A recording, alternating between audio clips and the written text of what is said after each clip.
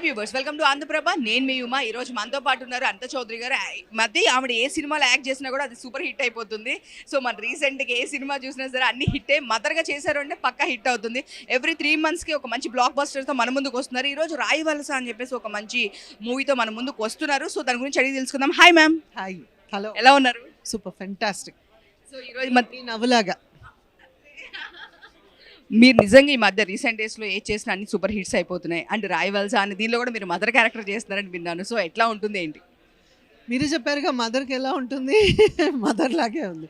It's a beautiful film. Beautiful film అని నేను చెప్పాకైనా మీరు అందరు చూసి తెలుసుకుంటే బాగుంటుంది. బాగా చేశారు, కష్టపడ్డారు.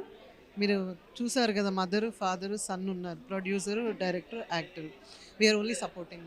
ఐఎమ్ జస్ట్ కార్తిక్కి ఫస్ట్ ఫిలిం నేనే మదర్గా చేయాలని యూఎస్లో కార్తిక్ చిన్నప్పుడు చెప్పాను, అది నిలబెట్టుకున్నాను. నేను ఏం చేస్తున్నానని కూడా అడగలేదు. బట్ బాగా వచ్చింది సినిమా. ఇంకా నెక్స్ట్ అప్కమింగ్ రిలీజ్కి ఏం సినిమా? అప్కమింగ్ మొన్న గాయపడ్డ సింహం రిలీజ్ అయింది. అండ్ జూన్లో మ్యాజిక్ రిలీజ్ అవుతుంది, గౌతమ్ తిన్ననూరి సితారా ఎంటర్టైన్మెంట్స్. ఆ తర్వాత 3 సినిమాలు కొత్త సినిమాలే.